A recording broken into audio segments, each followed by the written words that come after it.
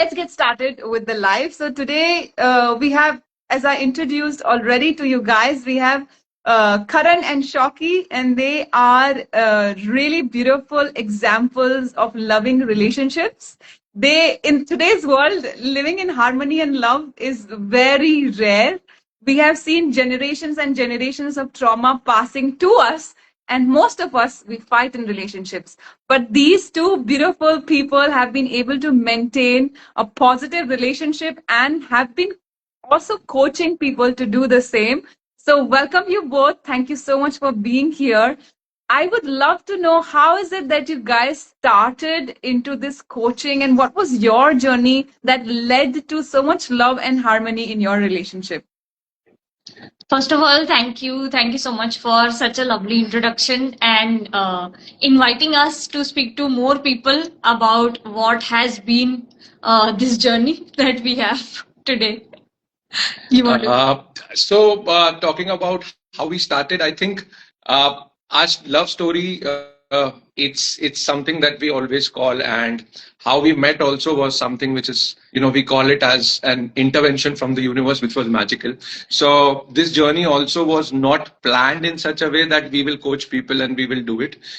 It is our journey where we have lived across so many parts of our life, where you correctly mentioned while in the introduction that it is not easy to live in harmony and break the patterns of generation. So it was not easy for both of us to internalize the issues that we carry in the relationship. That was the biggest hurdle that we were carrying. And podcast was also started not to coach people. It was just from the sheer vulnerability part, where we wanted to share our stories, and people sort of resonated with them, with us, and they sort of started commenting, oh, this happened with us, this is what we want, oh, this is everyone's story. So in a way, we also understood that when we get married in a relationship, or we are building a relationship together, we always feel that we are the only one suffering in this relationship. So we got to know that there are more people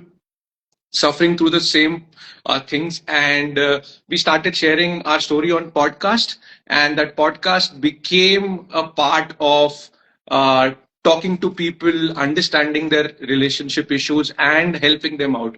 So we thought, why not build ourselves, and we started learning. So Shoki did a PhD, she did a diploma in psychology, I completed a coaching course, and then we thought of helping people. So that's what. If we would have just stepped into talk to people about we can help you out and we can do all of those things, that would have not been justified. So we had to do our studies, we had to complete our education, and then step into it.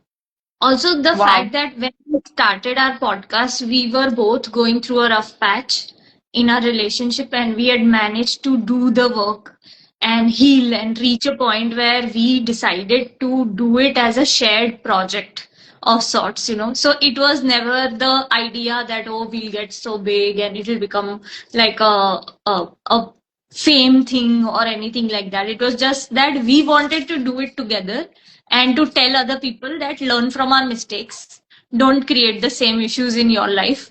And somehow the learning from our mistakes have now become a life lesson for both of us. Yeah.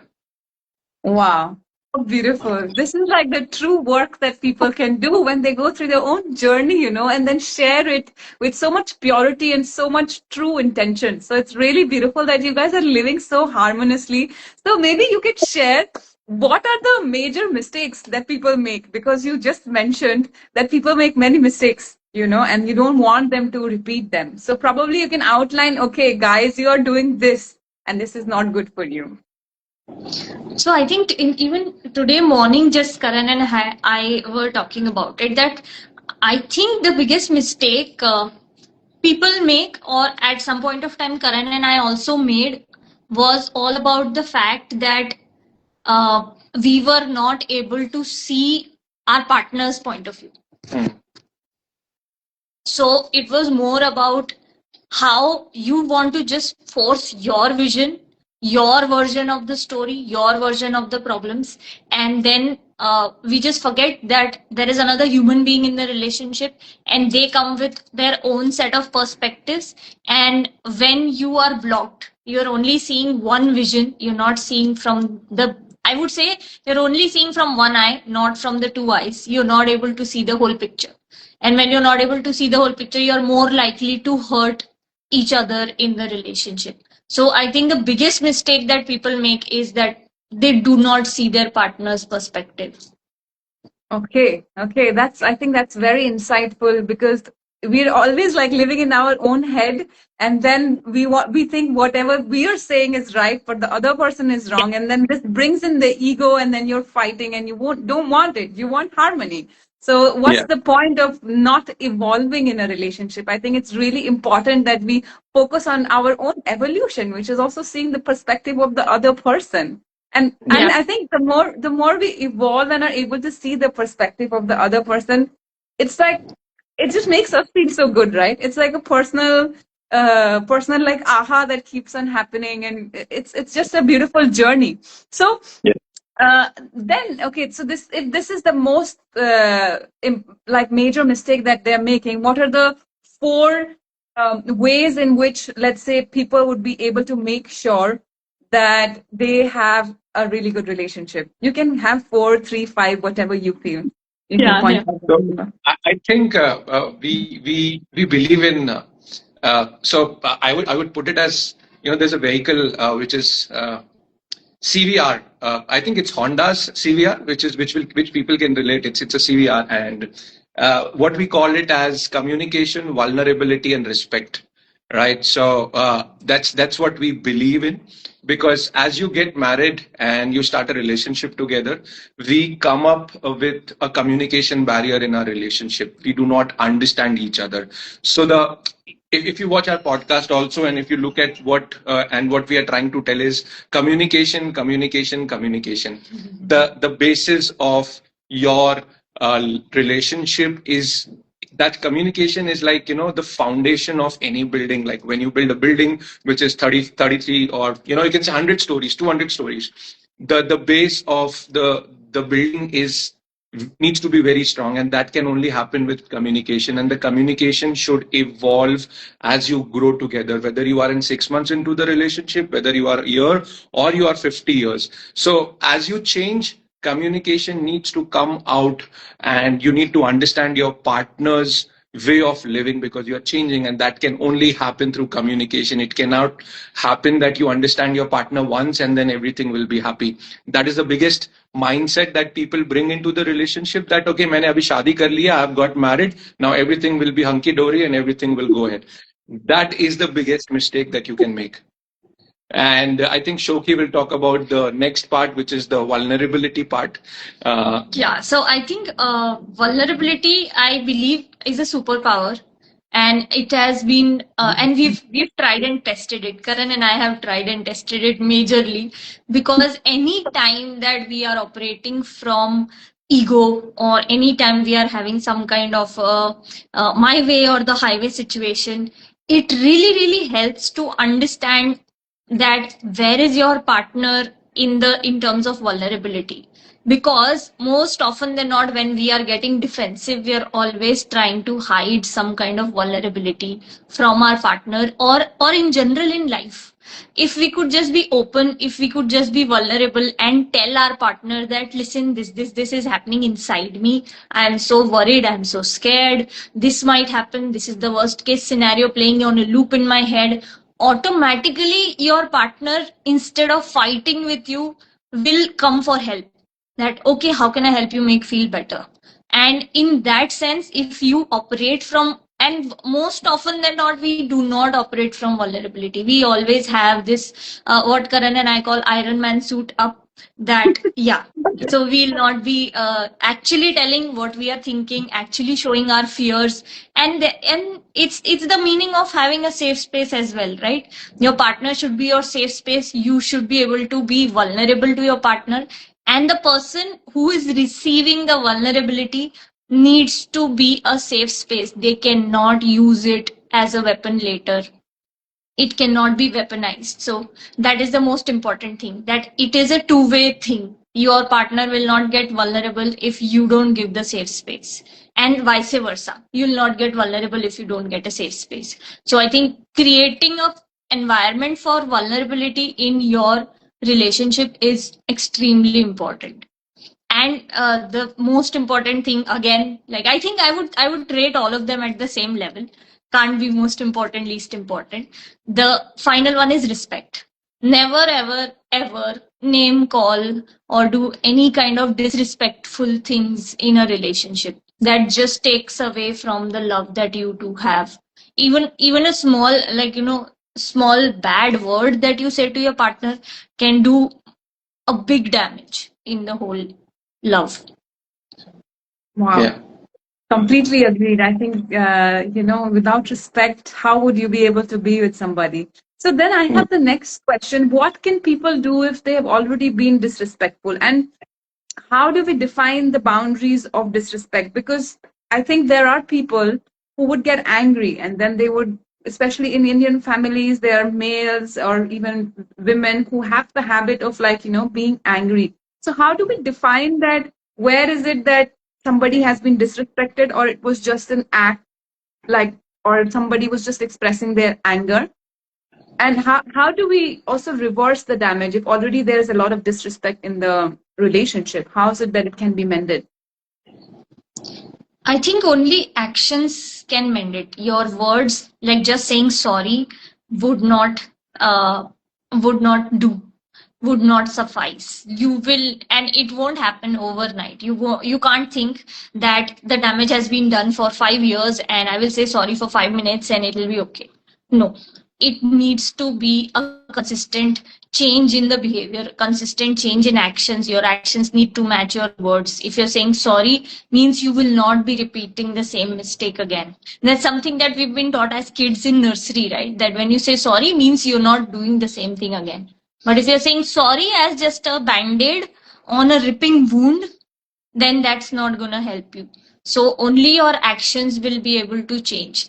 And with disrespect, and especially in Indian families, I believe that uh, the problem is that a lot of people do not acknowledge that there is disrespect. They brush it under the carpet. They don't talk about it. They believe that if we just close our eyes, eventually it will go away.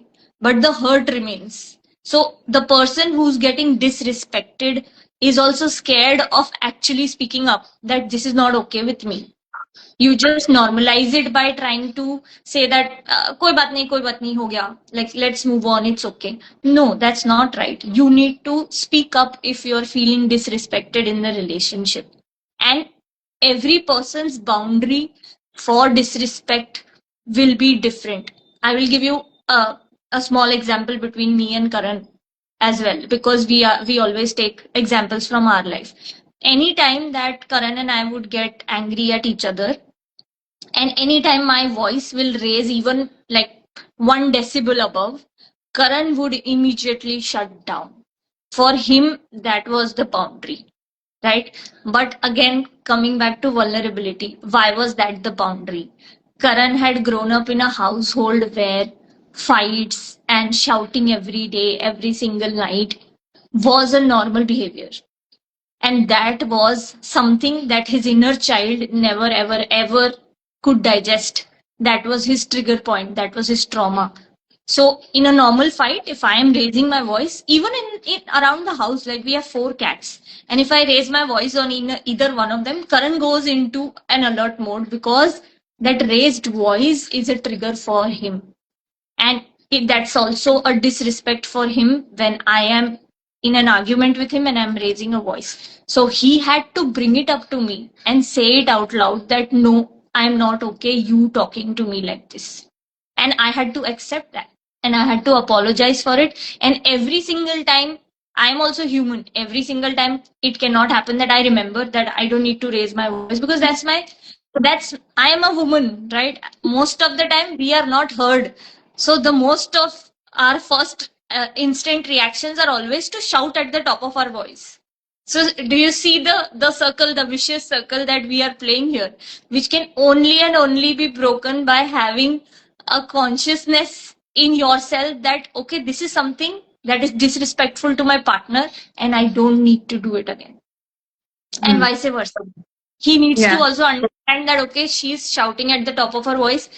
And the best thing that Karan and I do when the disrespect is happening is call a timeout. That this is not okay. I am not having this conversation anymore, and we walk away. It's not like we walk away, close the doors, slam, and there is a silent treatment. No, there is a difference between calling a timeout and running away from a conversation.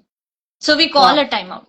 We say it out loud that not happening right now, we'll talk later.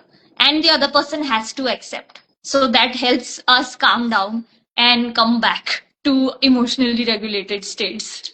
And one more thing which as Shoki was talking about is that if you disrespect, right, you automatically are telling your partner to walk on eggshells in the relationship, right? So your partner is completely into that zone that once it will happen, twice it will happen, but if it continuously happens, right, your relationship will come to that level where your partner will think twice that how do I communicate with my partner right now? Do I need to say A? Do I need to say B? Do I need to C? Or say behave in a manner like an ABC, right? Because you are triggering at any given point of time and your partner is not understanding how do I reach out to him. Now what is happening here? Here there is a communication barrier. Here there is there is no possibility to reach to your partner and have a communication at a larger extent where you are doing. So if you continuously do that, your partner and you will start walking on the eggshells and your relationship will start deteriorating at a larger level. So that's what also happens. Wow. See, what I find really beautiful is that you guys are never saying there are no fights happening, there is no conflicts happening. You're saying that it happens. And even you're saying it, sometimes I shout and he's like shutting down and stuff like this, which is so real and so true because if two people live, it's like utensils, no? They live, Yep. they're gonna have something. And we got all of our traumas, we're not coming from Buddha's family. So I think Buddha's family would also have trauma. So Definitely. this is this is human life, and if we expect a rosy picture of like, oh, now we have this like really beautiful person that I've met, and life is gonna be all flowers, it won't happen. I think if it's happening, then there's something very suppressed. Yeah, in the relationship, I believe. I don't know. Maybe you guys would want to tell if it's like really possible for some two people to have no fights at all. So I am really curious about that, and I'm also I have lots of questions that people have asked, and they're always talking about how people, they are losing love and excitement and interest in the relationship when it's long term. So maybe you would have a key for them, because one person, if loses interest, what would the other person do?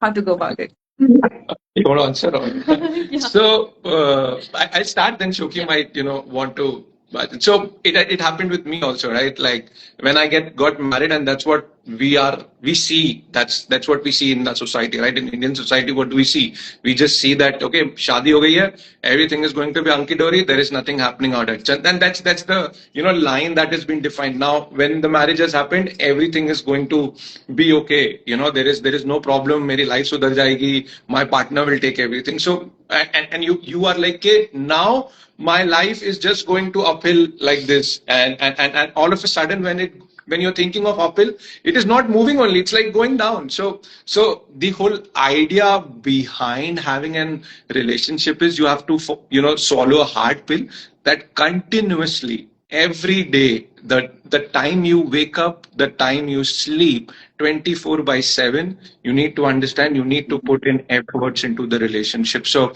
it's not going to work wherein you say that I am going to be like this in my relationship, you need to accept me. If you do not accept me, that's how it is. So that's the block. That's what we call uh, learned helplessness in the relationship that we bring in from whatever patterns that we have brought in into the relationship, and that is where the trouble in the relationship starts coming in. That is where you understand that okay, I need to break the barriers of my mind that I cannot be like this. I need to be there with my partner to bring this relationship and build this relationship together. And if I'm just being myself, this is not going to move. So everyday efforts is the only key to probably move into a long term relationship. And there are going to be bad days.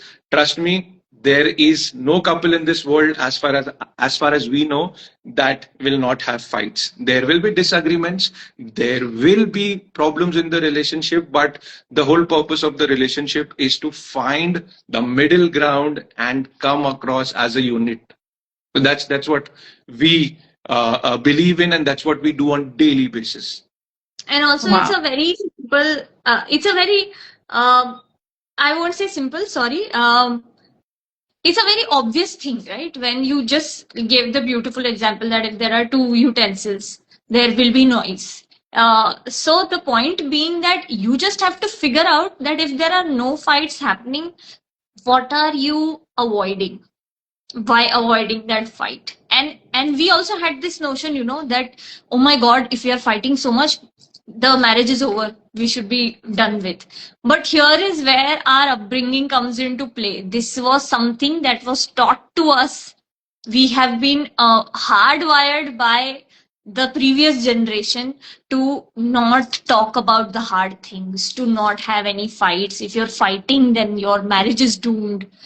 What they should have instead taught us is how to repair after a fight, how to not get freaked out that there is a fight. Because a fight is always telling you that, okay, there is still love left. There is still something that you're fighting for, that there's something between you and your partner that you want to come together for. If you're not fighting, then unfortunately, maybe one of you have given up. That, okay, now I don't care, not even caring to fight as much. So I think fights are good. We keep telling everybody who we meet, if you're fighting in the relationship, it's a good thing.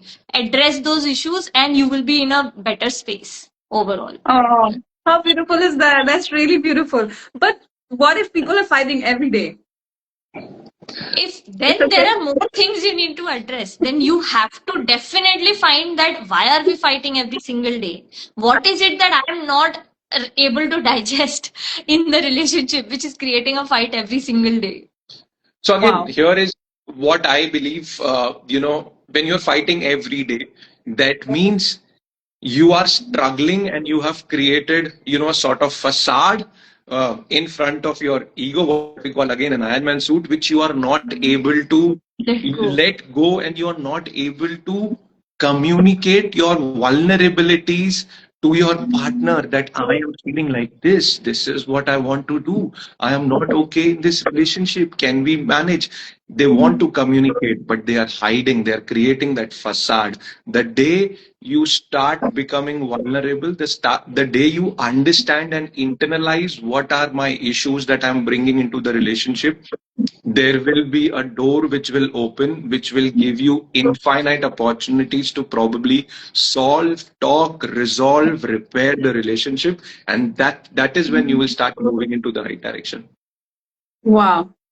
Yeah, that's beautiful. So, but then how do people know when to leave and what to do if one person is willing and changing, but the other person is not? Or maybe they don't even know that they can communicate and change? So with change, there's always been one thing that Karan and I have learned the hard way. Because at some point of time in the relationship, I was constantly believing that I'm doing so much, Karan is not changing. So it's like I was sitting on a high horse and judging Karan that you need to go to therapy, you need to deal with your childhood trauma, you need to do this, you need to do that. What I was not seeing is that I was coming from a place of a lot of insecurity, a lot of control, a lot of judgment.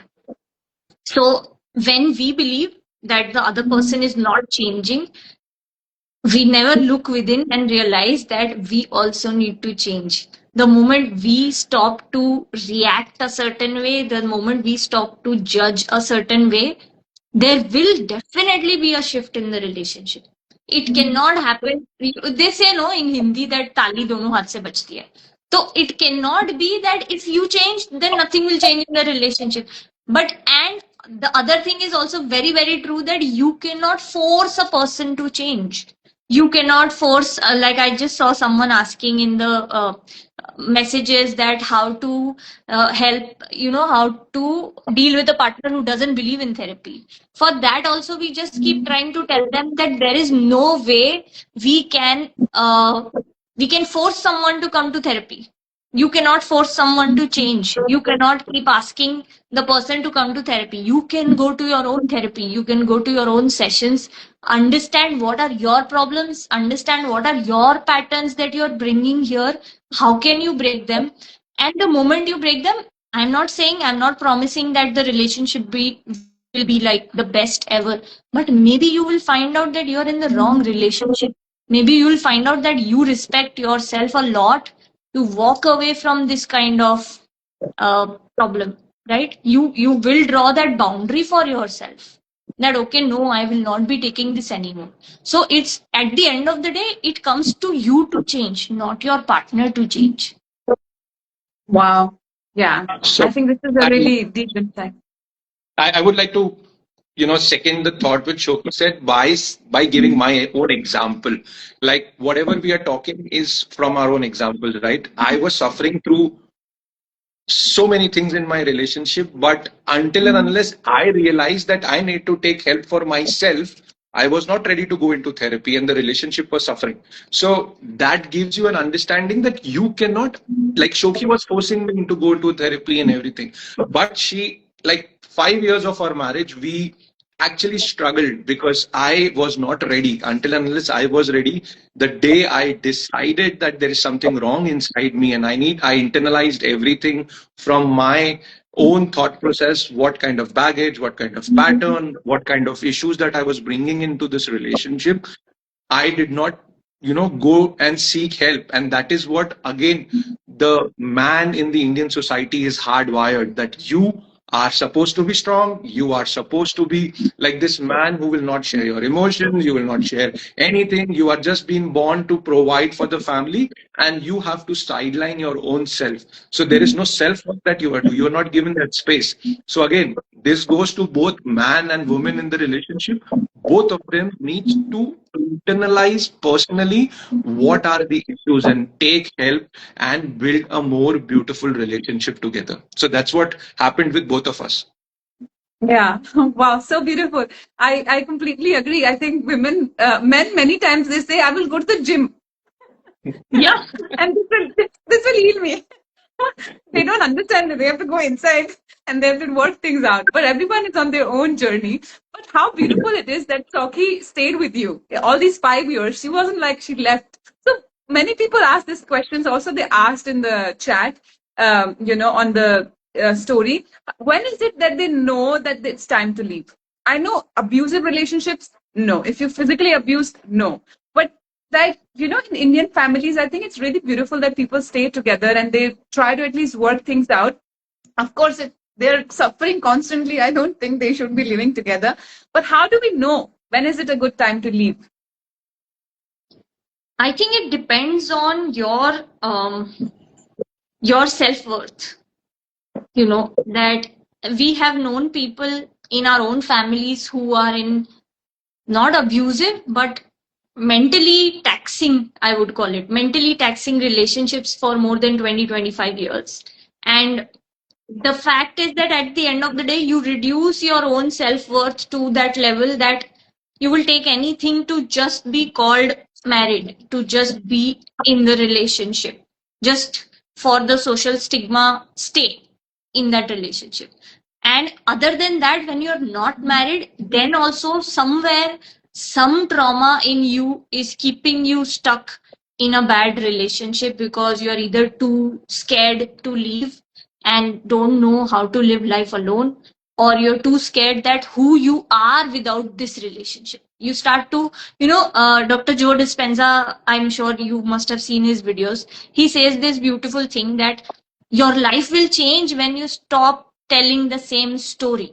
If you're telling that story in your mind that Shoki cannot stay alone, she needs Karan at all given points of time, Shoki needs to be in a relationship with anyone but just not be single. If you are thinking like that, then you will stay in the relationship forever, then no matter how your partner treats you, your story will not change. And at the same time, now I'm giving you the other example. If I believe that, oh, something wrong happens to me in every relationship, then every relationship that I have, I will be unhappy in that relationship. So it depends on how much you, again, coming back to self work, right? How much you identify your own patterns, how much you understand that if you are asking this question, that is it too late, when is it the right time to leave, it is depending on what you are carrying within yourself, what are the beliefs you are carrying within yourself, where you are judging yourself for staying or you're judging yourself for leaving. So ultimately you need to work on your own judgment. You want to Wow. add? No, perfect. I think you have described it pretty well. So yeah. Yeah. Wow, that's a little bit of a hard concept for me to grab. This is the Yeah. first time I felt like this. But wow, so it's like you decide if you're very scared to leave because you feel you won't be able to be without this person, then don't, then it's like a problem. You should get out of the relationship. Yeah, yeah. Is Yeah. it this? And you should look within that, what is it that is creating so much of fear in you? And if that fear is keeping you in the wrong relationship, then, and the fact that you keep thinking that, you know, is it too late? Am I ready to leave? That itself gives you, like, I will give you again, coming back to our own example. I'm not saying that in those 5 years we both never had that thought that, okay, let it be, let's just leave, that will be the easier way out. But the fact, the one hope that we kept giving each other is that before leaving, before reaching that point, okay, let's call it a day, end it, we always thought that, okay, maybe I can do this one more thing and see if something changes. So that one more thing got us results. If that one more thing is not getting you any results from your partner, then you know that the partner is not willing to change, the relationship will stay the same, and you are also staying the same by being in that relationship. I got it. Yeah, I get it. It's like it's also like looking inward and seeing what is right for you and what is not right for you, and finding out if you're staying in the relationship for fear or for love. And if Yeah. there is like the other person also is really willing to be with you and is putting in all the efforts, then it's definitely worth trying for and making, not just running away and like, working on it. Because as you said, you have to change your story. Until unless you work on yourself, you're not going to be going anywhere. Get into another relationship and you find problems therein. So probably it's really good for people to try to make it work, to find love and try to make it work in a long term relationship, if both people are willing to evolve and change with each other. And of Yeah. course it's not an easy job, but it's No. it's No, no, definitely it's doable. not going to be easy. It's not going to be easy. You are going to be in the state where you like yesterday night we were discussing about this thing, right? We have conversations and we talk about it, right? There were time in our relationship where we were tired, then we were like, uh, how do we take it ahead? We did not have any solutions to find that what do we need to do. But then as we discussed, right, that when you are putting in efforts and you are not receiving any progressive behavior from your partner, you are not receiving anything from your partner, you are just giving, and your partner is not changing. That is where the tiredness takes over into your relationship, and you feel that I am done in this relationship and I am not going to do anything. And then you still think that probably, okay, my relationship will still have hope. Now you need to be aware of the time when you feel tired in the relationship and you have done so many things, and your partner is not changing, your relationship is not giving you that spark. That is the time you need to decide whether you need to really stay in this relationship or you need to move out into the relationship. So your awareness will only come if you start working on yourself. Again, everything what we are discussing here is bringing into the thought where you need to internalize a lot of things from your own self and bring in into the relationship those changes. That is where the magic starts, and your relationship evolves. And speaking Yeah. of last night's conversation that Karan is talking about, I just had this realization that There was a time in the relationship where I used to be so angry and sad and resentful towards Karan that he doesn't have conversations with me. And see the change that we have been able to Hmm. bring Okay. ourselves to.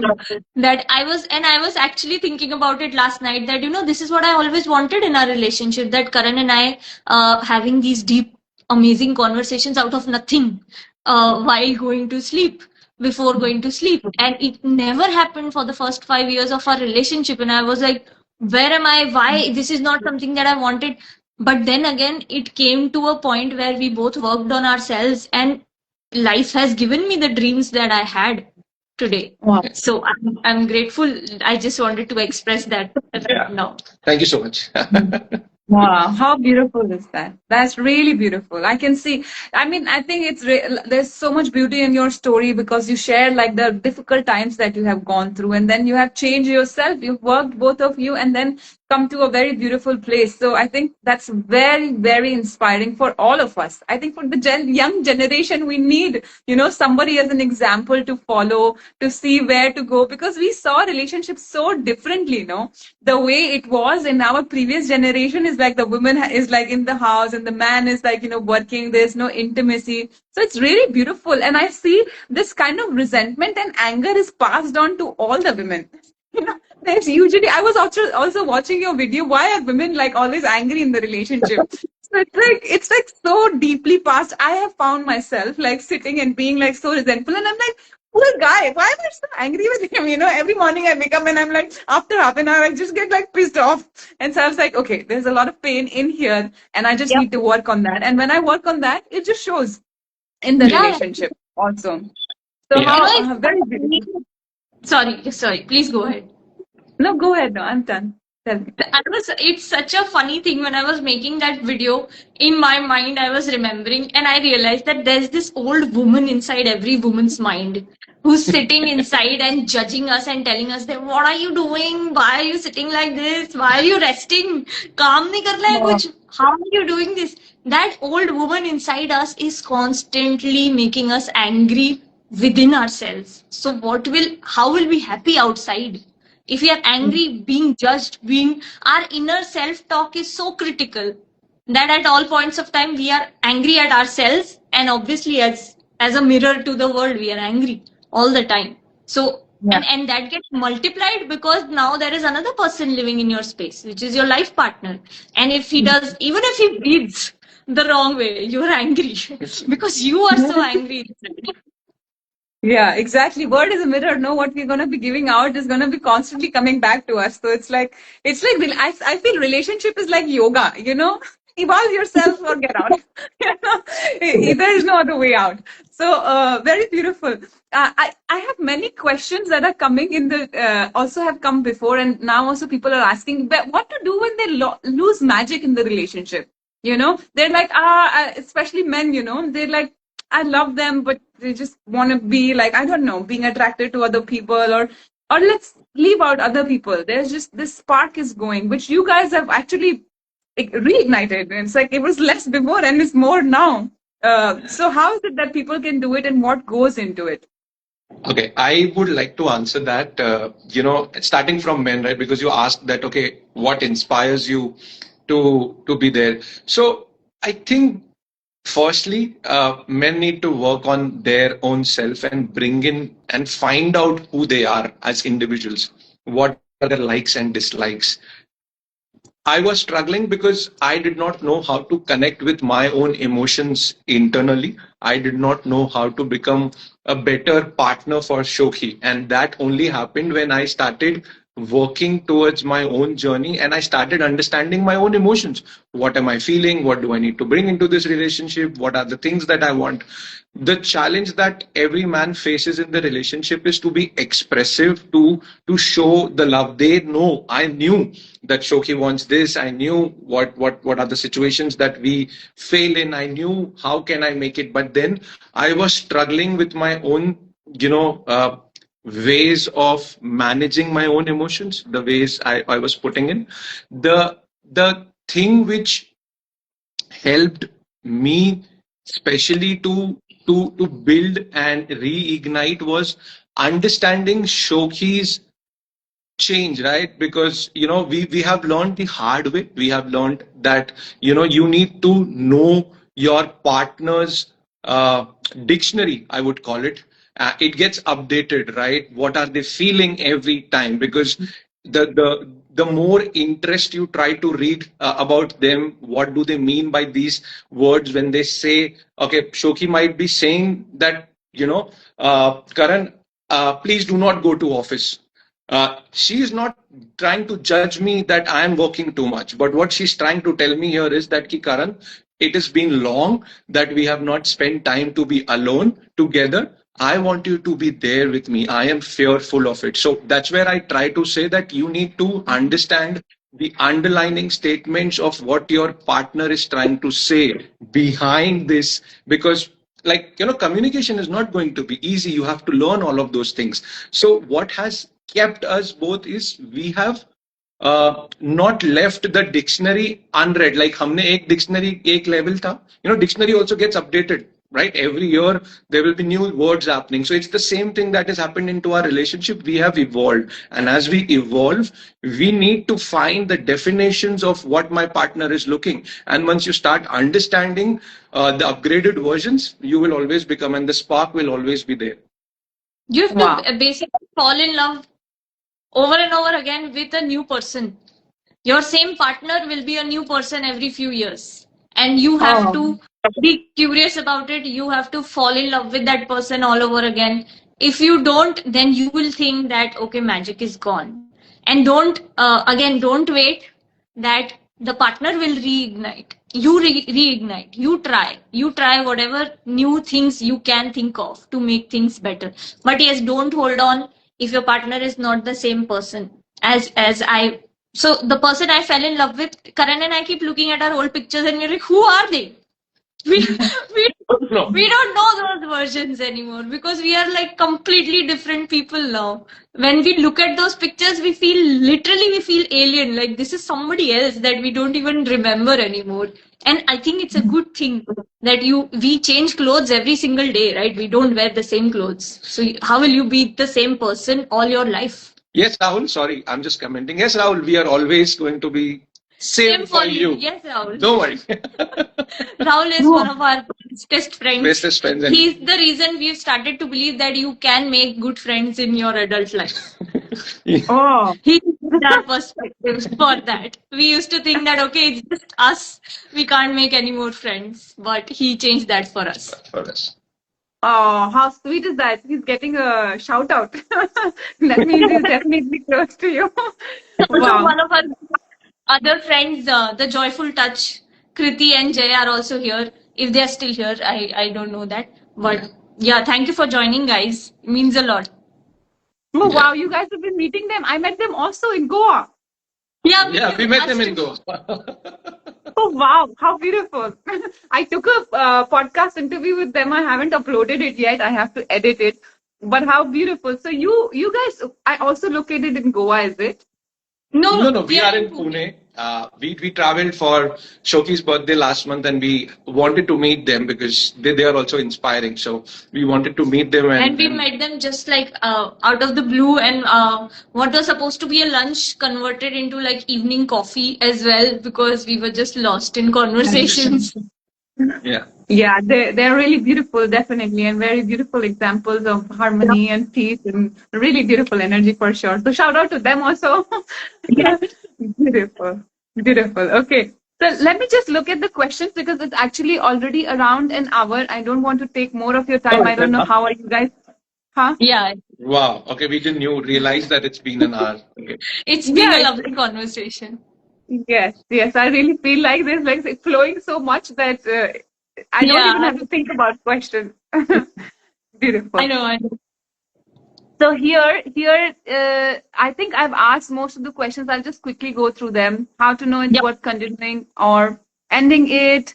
If the love is vanishing, what to do? Do people mend issues or they sleep over it? You have to mend. I think that's very obvious. And then we are in long term. If someone has lost craving, you've already covered. Um, Do we become like roommates or siblings? Already covered. Losing interest. Okay, there is this two questions, which is what to do if the person is not financially making money, and another is if they are depressed or emotionally unavailable. Okay. So Uh, these are three different things, Yeah, actually. Yeah. So I think I will answer the emotionally unavailable part, and also the financial part is something which is a very it depends on a personal choice. We have our personal choice, and we have also done a podcast on it, and we have also trying to uh, you know say that when an emotional man is not available in the relationship, I was the same man who was not emotionally available to Shoki, and I'm the same man who is talking so much while talking to you and expressing my thoughts, my mind, my deepest of vulnerabilities, and we are discussing all of those things, and that is only happened because I have seeked help again and again. We are coming back to the same thing that you cannot change your partner. You cannot tell your partner to be emotionally unavailable. If that partner starts working on himself, he starts understanding his own emotions, he starts understanding what is right in his life, what are the values that he's bringing into the relationship, and he sees that if I do not, so I believe in this thing, right? There is Shoki, there is me, and then there is a third wheel in the whole dynamics of us, which is the relationship. So what if Shoki is emotionally available? I am emotionally unavailable, and the relationship you are trying to say it will move. It's not going to move until and unless you both give that friction. The third wheel, which is going to pull your relationship, is your emotional unavailability, and that is only going to come from your own healing, your own journey, and you need to seek help. And if your partner is struggling, please tell that partner that you need to work on yourself and you need to take help from different people. And to all the men listening to this, I think you need to keep your ego aside for some time. You need to keep, your shield that you have been carrying, that I am a man, I cannot be vulnerable, I cannot be, sharing my deepest emotions. Keep that aside, work on yourself, and you will become emotionally available. That is my promise to you.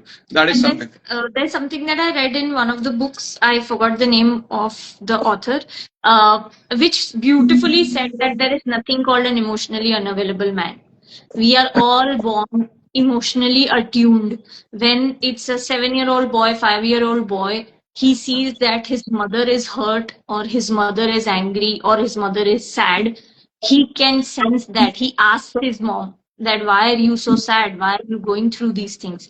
It is our life experiences, it is our upbringing, it is our environment that shapes the boy, especially the boy, the men in the society, to lose their emotions, to stop acknowledging their emotions, and become this hardwired provider for the family. They are supposed to be just ATMs. They are supposed to just provide money when needed, fulfill all the needs of the family, and that's it. Not cry, not show emotions, not show any kind of vulnerability. So there's nothing like an emotionally unavailable man. He just needs to remember who he was when he was a child. He needs to remember that he has the emotional attunement.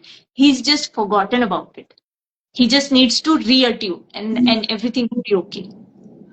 I completely, so deeply agree with you. And I think we attract what we have in ourselves to heal. When we attract an emotionally unavailable person, that means we are also at some level doing, like, there is a pattern that is attracting. And once we start healing this, there's a shift that starts happening in the other person. And how beautiful it is that you evolve and the other person also like evolves with you. Or actually, if they don't evolve, they leave. So it's Yeah. it's like this, but the whole work is like in you, and like focusing inside and bringing that what you find inside in the relationship. And it's as I say, it's such a beautiful yoga, where it's like you can basically upgrade your consciousness through the person that you're with. Yeah. Yes. Of course, Yeah. there Also, should there. yeah, sorry, you were saying something. No, go ahead. No, it's so nice to hear you guys. No, I was coming to the next question about how to be a partner to someone who's depressed. So I would say that the caregivers of someone who's going through depression also need help, so they should also think about their own mental health. And while it's a great thing what they are doing for their partner, taking care of the partner, being compassionate, always holding space for their healing, they need to also look within and try to fill their own cup by doing their own things at the same time. There needs to be an individuality still. Even when you're taking care of someone with depression, you will need some help, so you should also consider some kind of therapy, coaching, whatever you feel like. Do not struggle with it alone, because eventually it will take a toll on your mental health as well. Wow. That's a really, I think, important point that you have made. And I think this is something that's completely missed. If someone is sick in the family, then you just think it's all your responsibility and you completely forget that you cannot do it alone and you need help as well. Very beautiful. I'm really touched by, what you said. And actually, in the question, the person asked, like, how should I take care of myself, if I am with somebody who's depressed. So thank you for answering that one. I think the financial one, did you already say that? Did you say it's a personal So yes, choice? I touched base on that. So I would say that, see, financially, can you repeat the question? If like, what was the question exactly? So let's say there are two people in a relationship, and one person is not willing to, especially the man, not willing to. I shouldn't say especially the man, but maybe the woman is pregnant or something, but the man is not able to provide so much. What So should they do? I think this is again, a term. I would call it. It depends on both of them, which and how the dynamics of the relationship are working. Like for an example, there was a part in our life. There was a part in our journey where I was suffering through financially. I did not have that kind of support, and I was, just trying to mend the finances to fill in the cups of my family and our relationship. And that is when we both decided that okay, Shoki might be able to, run the house for 2 3 years, and then I will be, providing for the family. Right? We had that balance created, and that only happened once we started discussing that this is our financial situation and this is the help that we need, and we came to a middle ground where we started discussing about that this is how it is supposed to be managed. It's very easy to say that my partner is not providing me with financial finances, or he's not financially available to me. There is going to be a situation where your partner will also feel that financially, like Shokhi provided me for a long period of time. Right now, there was a time in our relationship where Shoki did not have a job and I was providing for her. So that also is a part of balancing act what happens in the relationship. So the partner needs to communicate what are the issues, and they need to decide and come to an amicable ground that this is my requirement.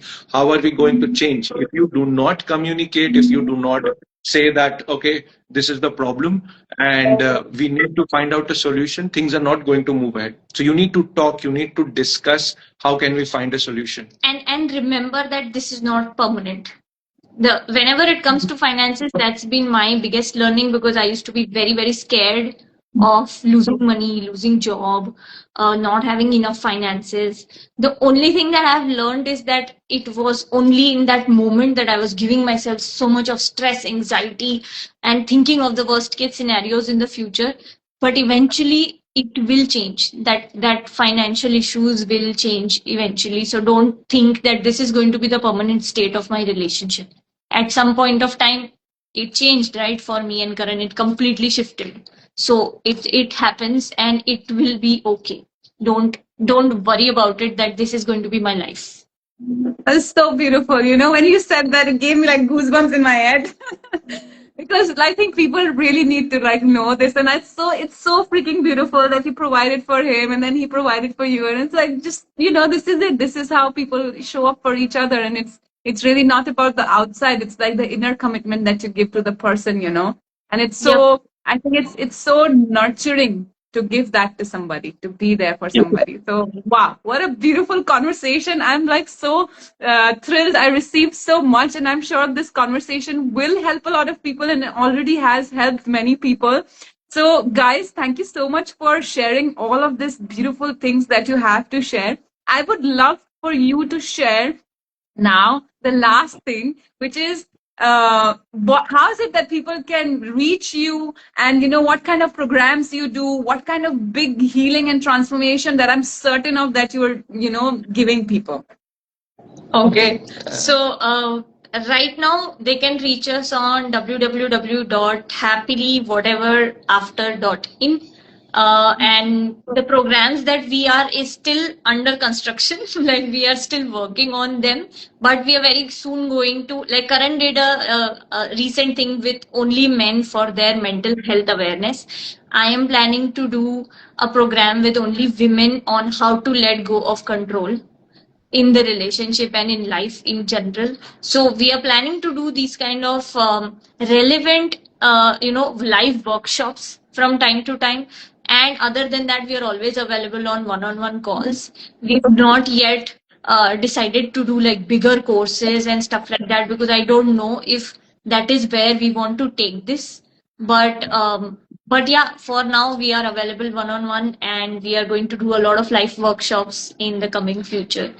Yeah. And then and then when we talk to people, we understand that where are they and what stage of their relationship they are and what kind of help they need. So in our relationship, it was not only therapy, not only we went to psychiatrist, we went to clinical psychologist, we went medication, we went to multiple modalities to come to this state of the relationship where we are. So we call it that it is sort of, we help you out with uh, understanding what kind of healing or therapy will help your relationship from our own experiences and from our thought processes that we have faced through. So that is what that is what is exciting, and that is what we bring on table for all the people who come to us.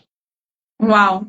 You know what I truly feel? You guys have so much value to offer to people, and you guys are such beautiful gems. And we need this so deeply. And you're giving very less. You should have like bigger programs, for people so that they can receive what you have, But definitely, I recommend everybody to go on the website that they have shared. You guys know their Instagram. Reach out to them if you're, struggling in a relationship, and make your relationship beautiful, because it's definitely worth it. What else would you live for, As Shoki said, money is going to come and go. So make sure that you are in a beautiful relationship and give yourself beautifully as they have given to committed to this beautiful process where you don't even think about another person or like losing the spark, but you like show up in your relationship so beautifully.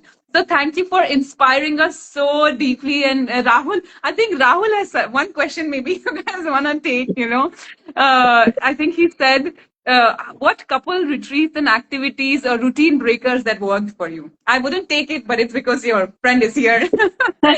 we, have, we have to do it. I think retreats. Uh, it's the smaller celebrations that we always do. It's always that there are few rituals that we take it, and that is also come with hardships. Like in the starting of the relationships, we never used to celebrate our anniversaries, our marriage, because we were struggling. We were like, I don't know where this relationship is going. We don't know what is supposed to happen. But then eventually, as we evolved, we understood that those smaller time that you take out for your relationship, it just makes your partner feel valued, your partner feels understood. So Rahul, to answer that question, there are rituals that we have created which makes us much more stronger. Retreats we are planning. There is going to be retreats which we are planning, where we are going to ask the couple who are needing help. We are working on the plans to make it more successful. We just don't want to go it and just tell them that this is what we have. We want to also give them an experience, what we have created and what has helped us. So we are working on that. To end the part, having smaller rituals every day and continuously for your lifetime will help your relationship evolve. And taking smaller breaks every 3 months, 6 months, whether it is one night or 2 nights, that doesn't matter. But please prioritize your partner in relationship. Go somewhere, talk to your partner, give them time, give your relationship a time to evolve. So that is what I would say. And like the podcast is named for a reason, that at some point of time in life I used to remember, I used to feel like it has to be happily ever after. Now I know, with everything that has happened to us, that it is happily whatever comes after, whatever after. So You Wow. have to be together, that is all. yeah, Wow. Like you Wow. said, actually just show up for each other. yeah. Wow. Very beautiful. Very inspired. I think Sans has a question. Maybe he can get in a consultation call with you guys to answer that, because it's going to be a very deep one. Because Yeah, I see the question. So thank you so much, guys, for sharing your beautiful energy and your presence and all the inputs that you shared today. It helped me, and I'm sure it helped everyone else also. And everybody who is watching, lots of love and happy relationships to you guys. Thank you for sharing your time and energy with us. And we will see you another time. Thank you Thank you and bye bye. Lots of so much. love. Thank you. so much for Thank this. you. Thank you. Bye bye. Bye bye.